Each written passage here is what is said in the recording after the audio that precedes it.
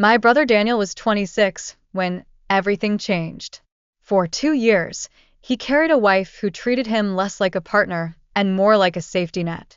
He paid her bills, drove her everywhere, picked her up whenever she called. And after all of that, she ended it with one simple line: "Let's break up and stay friends." Daniel didn't argue. He didn't beg. He just smiled and said, "Perfect." From that day forward, he gave her exactly what she asked for: friendship. Nothing more. No calls. No favors. No safety net. She thought he would crawl back. But she didn't expect what came next. A month later, she saw him hand in hand with someone she never imagined, her best friend. And what happened next is truly unimaginable. Her words cut through the air like a careless whisper, but they landed on me with the weight of 2 wasted years. "Let's end it and stay friends," she said, smiling as if she was doing me a favor. No tears, no hesitation. Just the final stroke of someone who never once believed I'd say anything but "please don't go." But I didn't plead. I didn't beg. I didn't even blink. I leaned back in my chair, watched her tuck a strand of hair behind her ear like she always did when she wanted to soften the blow, and I said one word: "Perfect." Her smile faltered for the first time. She didn't know what to do with my answer. She had rehearsed this scene in her head, me broken, her generous enough to offer the consolation prize of friendship.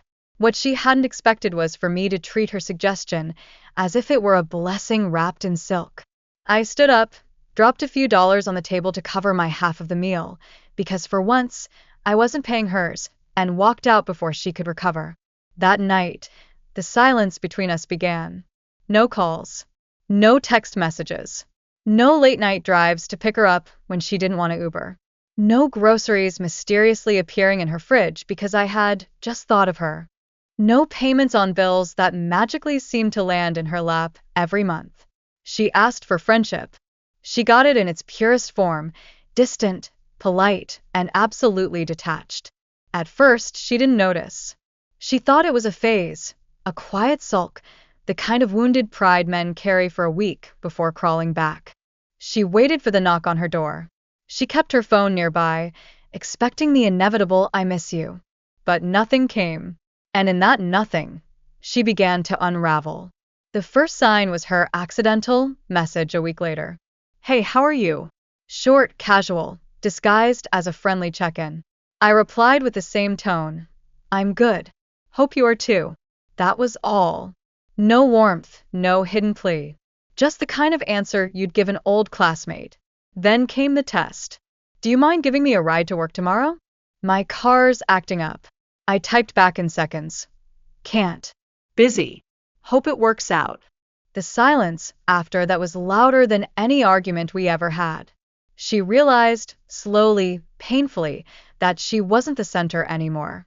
She wasn't even in orbit. She was just a memory I had politely stored away. And then came the night that changed everything. It was a Friday, crisp air carrying the kind of quiet that makes the city streets feel smaller. I was walking through the downtown square, not alone. Her best friend, Emily, was beside me, laughing, brushing her hand against mine in a way that wasn't accidental. We weren't sneaking. We weren't hiding. We walked straight through the open, as though daring the world to witness. And the world did. Because standing on the opposite sidewalk, clutching a bag of takeout, was my ex. Her eyes locked onto us instantly. Her mouth opened slightly, but no sound came out. She froze in place, as if the weight of the moment pinned her shoes to the pavement. Her gaze dropped to our joined hands, lingered there like a wound she couldn't stop touching, then dragged its way up to Emily's smile. Emily didn't falter. She looked straight back, unflinching, and then turned to me with a grin that only deepened as she tightened her grip on my hand. It wasn't mockery, it was something stronger. A declaration. That was the first time my ex understood what she had lost. Not in words, not in arguments, but in the sight of me holding what she thought would always belong to her. For weeks, she had lived in the shadow of my silence, but now she saw the truth. There was no shadow. There was only absence, and in that absence someone else had stepped in. Someone who had watched, quietly, as I was used and discarded. Someone who knew my value when the one who held it for 2 years chose to look away. From that night on, my ex couldn't hide her unraveling. Every time she crossed paths with Emily, she flinched. Every time she saw me, she stared too long, as though trying to find a crack in the wall I had built. But there were no cracks. There was only clarity. And clarity has a way of burning hotter than any revenge ever could. Because while she spent those weeks wondering why I never called, I was building something with someone who never needed to ask. While she was testing if I'd still be her safety net, I was learning what it felt like to stand next to a woman who wasn't holding me back, but pulling me forward. And though I never said a single cruel word to her, my silence spoke louder than any lecture. The weeks after that night in the square moved quickly, not because I forced them to, but because Emily never let them drag. Where my ex had always made me feel like I was dragging her through life, Emily matched my steps with her own. She called first. She made plans. She invited me into her world without hesitation. It was simple, almost too simple compared to what I had been used to. The first time we went out, just the two of us, I could see the curiosity in her eyes. Not hesitation, not guilt, just curiosity about what had kept me tied to her best friend for so long. She didn't bring it up directly, but her silence had questions written all over it. I answered them without needing to be asked. By the way I listened to her stories instead of filling the air with excuses. By the way I didn't hold back or measure every word. Emily wasn't testing me. She was showing me who she was. And for once, I didn't have to wonder if my time was being appreciated. But while she moved closer, my ex kept circling from a distance. At first, she pretended to ignore it. When she saw us together, she brushed it off with a laugh too loud to be real.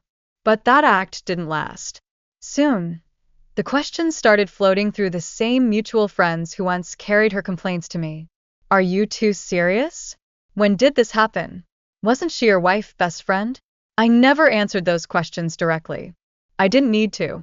My silence, the same silence that had cut her off weeks before, carried more weight than words. The first time my ex finally broke and confronted Emily, it wasn't in private. It happened in the middle of a dinner at one of our mutual friends' apartments. A small gathering, nothing fancy, just the kind of night where everyone knew each other's habits. Emily and I arrived together, side by side, and the room shifted before we even sat down.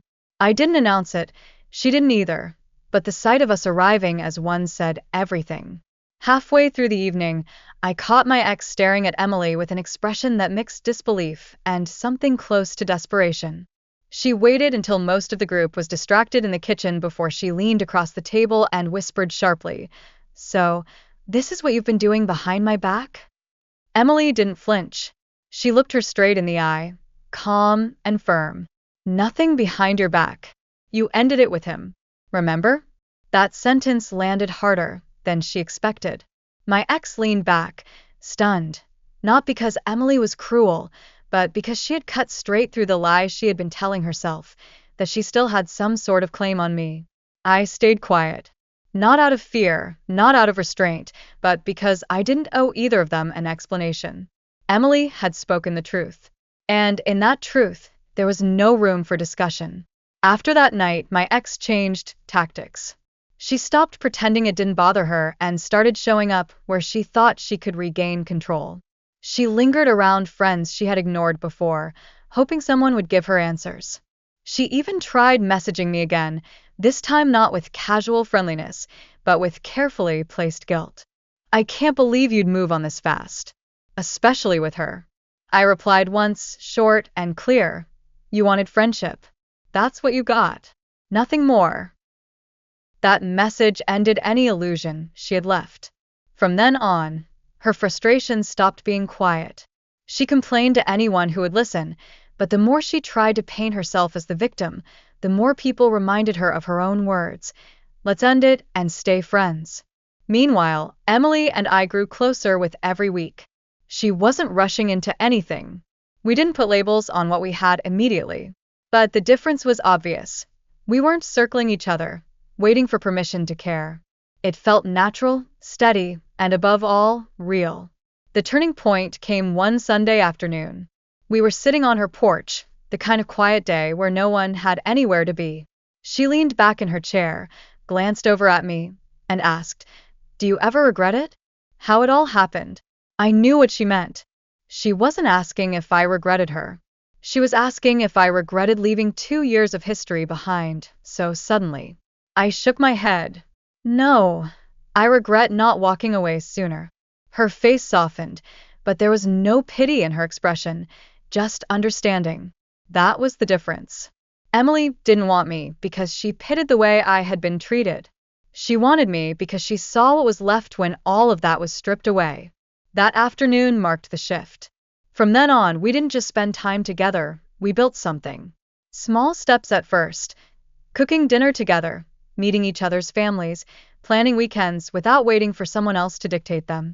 The kind of things that made me realize just how much I had carried alone before. And all the while, my ex kept watching from the outside. She didn't say it directly, but everyone could see the weight on her. She had expected me to be a safety net she could walk away from and return to whenever she wanted.